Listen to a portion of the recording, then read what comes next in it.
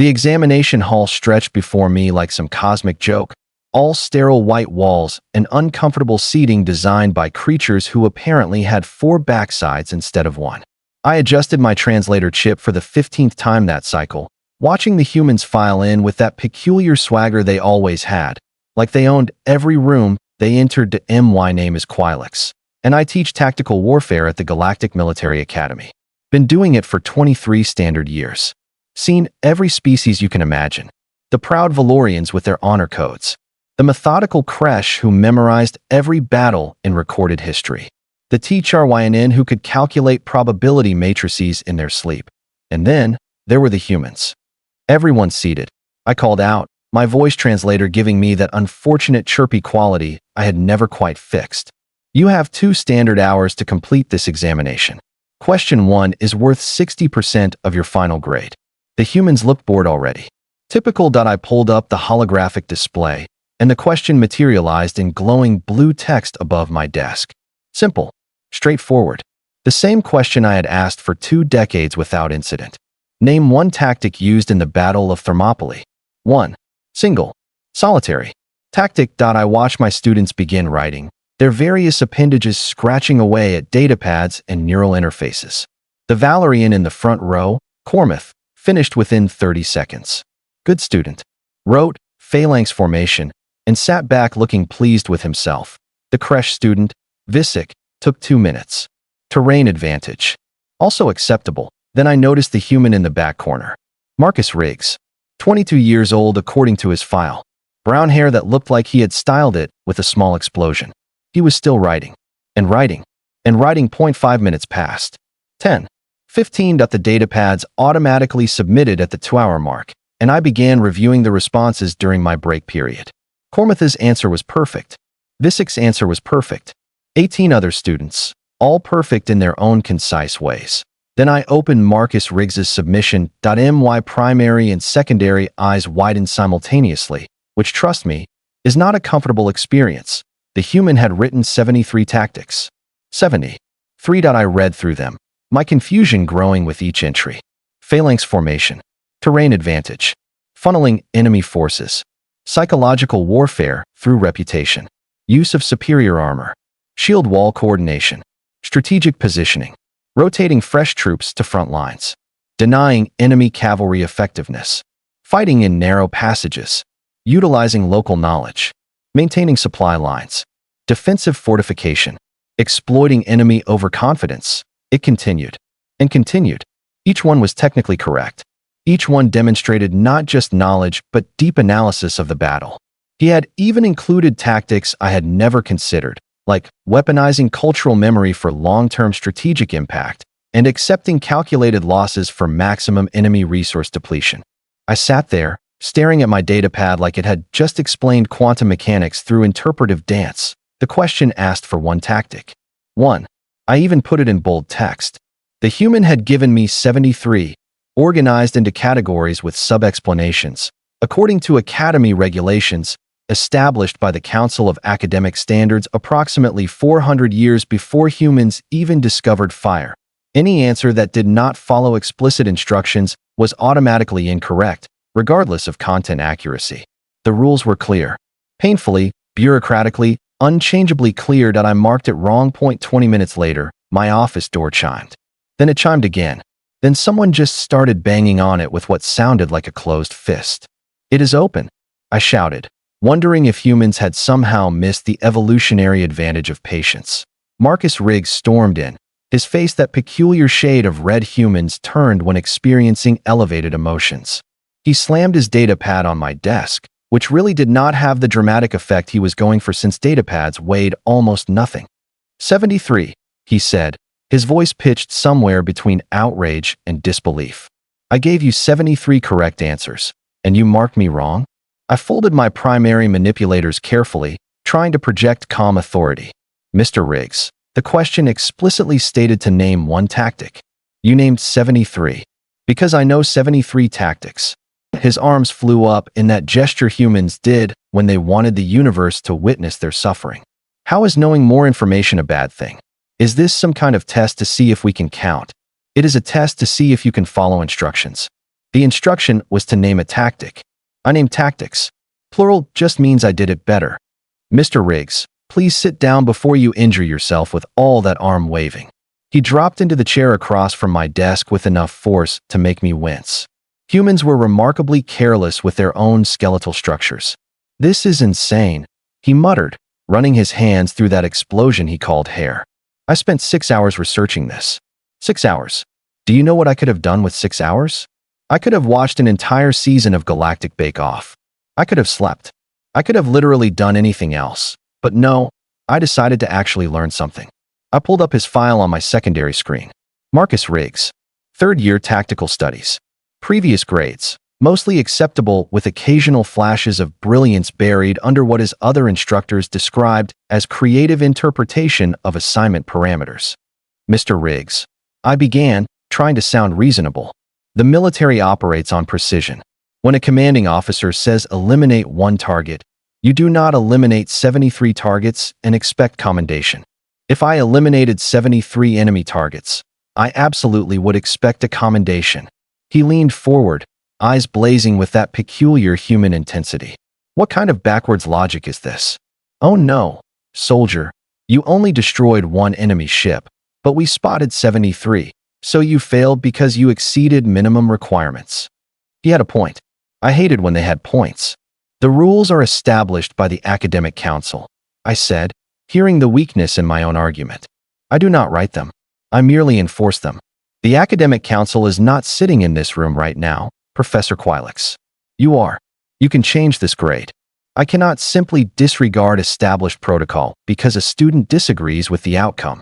Marcus stood up, started pacing. 3 steps left, turn, 3 steps right, turn. Humans were exhausting to watch when they got worked up. Okay, let me ask you something. He stopped, pointed at me with 1 finger extended, another human gesture I had never quite understood the purpose of. If this was a real combat scenario, and I was your tactical officer, and you asked me for 1 option to win a battle, would you really be upset if I gave you 73 options to choose from? That is not the same situation.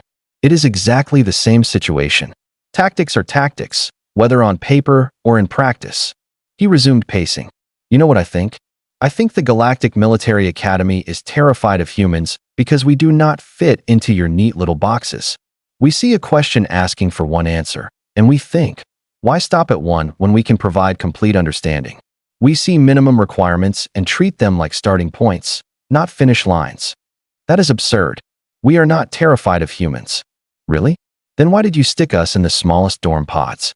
Why do all the combat simulations assume everyone moves at exactly the same speed? Why does the cafeteria offer 47 variations of nutrient paste, but exactly 0 foods that actually taste like something? Now you are simply complaining about unrelated institutional issues. They are all related. He spun around, and I briefly worried he might actually achieve liftoff. Every single system in this academy is designed for species that follow rules without questioning them. Humans question everything. We see a boundary and immediately wonder what is on the other side. You ask us for 1 tactic, and we hear, please demonstrate comprehensive knowledge of the subject matter. I opened my mouth, closed it again. In all my years teaching, I had never had a student so thoroughly deconstruct my grading rationale while simultaneously insulting the cafeteria. The grade stands, Mr. Riggs. His shoulders dropped. For a moment, he looked genuinely defeated, and I felt an uncomfortable twinge in my primary digestive tract. Guilt, the humans called it. Terrible sensation. Fine, he said quietly. But I am filing an academic appeal. And I am CCANG every single department head, the dean of students, the commandant, and probably the Galactic Education Oversight Committee for good measure. That is your right as a student. He walked to the door, paused with his hand on the panel. You know what the really funny part is, Professor? I actually respect you. Your lectures are brilliant. That simulation you ran last month on the Candor Siege changed how I think about resource allocation entirely. But this, he gestured at my desk. This is the dumbest thing I have encountered since Cadet Thorvik tried to eat soap because he thought it was cheese. The door slid shut behind him. I sat in silence for approximately 4 minutes, staring at the datapad still displaying his 73 answers. Each one correct. Each one demonstrating genuine understanding. Each one technically grounds for failure according to regulations that were older than human spaceflight. That HFY communicator chimed. Message from the dean's office. That was fast. Professor Quilix, please report to Dean Malfer's office at your earliest convenience. We have received an academic appeal that requires immediate attention. The human has included 17 pieces of supporting documentation and what appears to be a petition signed by 42 students from 6 different species. I closed my eyes, all 4 of them. 42 students. He had filed the appeal 30 minutes ago. How did humans move this fast? My communicator chimed again. Addendum. Make that 68 students. The petition is apparently growing in real time. Also, someone has started a protest outside the administration building. They are chanting something about academic freedom and also demanding better cafeteria food. Of course they were. Dean Malfer's office smelled like anxiety and recycled air, which I supposed was appropriate given the circumstances. The dean himself was a Valerian, all 7 feet of rigid posture and ceremonial shoulder plates that clinked softly when he moved. He did not look happy. Explain to me, Professor Quilix, why I have 300 students protesting outside my building. He held up a datapad. 300. They have signs. Actual physical signs. Do you know how much effort it takes to make physical signs when everything is digital? They are committed. I simply applied the academic standards as written, Dean Malfer. Oh, I know you did. He tapped the datapad. I have the regulation right here. Section 47, subsection 12, paragraph 9. Follow explicit instructions precisely. Deviation results in automatic failure regardless of content quality. Written by Professor Hexter the Uncompromising approximately 4 centuries ago. Then you understand my position. I understand your position is technically correct, which as the humans love to point out, is apparently the worst kind of correct. He sighed, a sound like wind through empty corridors. Quilix, how long have we worked together? 14 years, sir. 14 years. In that time, have I ever asked you to compromise your academic integrity? No, sir. Good. Because I am not asking now. He stood, walked to his window overlooking the quad where I could indeed see a mass of students holding signs. One read, 73 tactics means 73 times smarter. Another said, punishing excellence is illogical. A third just had a picture of Marcus Riggs giving thumbs up next to the number 73. I am, however, asking you to consider something. Dean Malfer turned back to me. That regulation was written before humans joined the galactic community, before we encountered a species that treats minimum requirements like personal challenges, before we met beings who respond to give me one example with here is everything I know, ranked by effectiveness, with citation notes. The rules should apply to everyone equally. Agreed. Which is why I have called an emergency session of the Academic Council for tomorrow morning. We are going to vote on whether that particular regulation still serves its intended purpose, or whether it has become a tool that accidentally punishes thoroughness. I felt my secondary heart skip. You are changing Academy policy because of one human's complaint. I am reviewing Academy policy because 300 students from 22 different species think we made a mistake. The human just happened to be the catalyst. He smiled, showing too many teeth. You know what Captain Vren told me last week? He said his best tactical officer is human. Young woman named Patricia Webb. He gives her a problem, and she comes back with so many solutions he has to schedule extra meetings just to review them all. He loves it. Says it is like having an entire think tank in one person. That is one anecdote. I have 47 similar reports from commanding officers across the fleet. Humans overthink, overplan, and overdeliver. It drives some people crazy. It also wins battles. He sat back down. The question is not whether Marcus Riggs followed instructions. The question is whether our instructions are preparing students for actual military service or just teaching them to be good test takers. My communicator chimed. Message from Marcus Riggs himself. Professor Quilix, no hard feelings about earlier. I may have gotten slightly emotional. Possibly knocked over a plan on my way out of the building. We'll replace plant. Also, attached is a 17-page analysis of why the current grading system creates perverse incentives that reward minimal compliance over comprehensive understanding. Included charts. You are welcome. 17 pages. With charts. He had written this in the last hour. Dean Malfer, permission to speak freely? Granted. The humans are going to destroy every system we have ever built. Are they not? He laughed, actually laughed. Oh, Quilix. They are not going to destroy our systems. They are going to make us question why we built them that way in the first place, and then probably suggest 73 alternative approaches we never considered. The protest outside had started singing something. I could not make out the words, but it had a catchy rhythm. What do you want me to do, sir? I want you to attend the council meeting tomorrow. Bring Marcus Riggs's exam. Be prepared to defend your grading, because half the council will agree with you. Also be prepared to explain why we are teaching future military officers that showing complete knowledge of a subject is somehow wrong. And if the council votes to uphold the regulation, then Marcus Riggs fails this assignment, learns a valuable lesson about following precise instructions, and probably writes a 40-page thesis on institutional inflexibility that gets published in 3 academic journals. Dean Malfer shrugged. And if they vote to change it, then he passes, learns a valuable lesson about challenging unjust systems, and probably still writes that thesis anyway, because he is human and cannot help himself. I left the dean's office with considerably more to think about than when I had entered. The protest had grown. Someone had brought instruments. A creche student was playing something that sounded like a distressed wail. A teacher was distributing what appeared to be freshly baked cookies, because apparently this protest had catering now. Marcus Riggs stood in the center, looking both embarrassed and proud, which seemed to be a default human state. When he saw me, he waved and I walked over. The crowd parted, went quiet. Mr. Riggs, Professor Quilix, you started a revolution over one test grade. He grinned. I prefer to think of it as sparking meaningful dialogue about educational philosophy. Also, people were already mad about the cafeteria, so I just gave them focus. The academic council meets tomorrow morning. I know.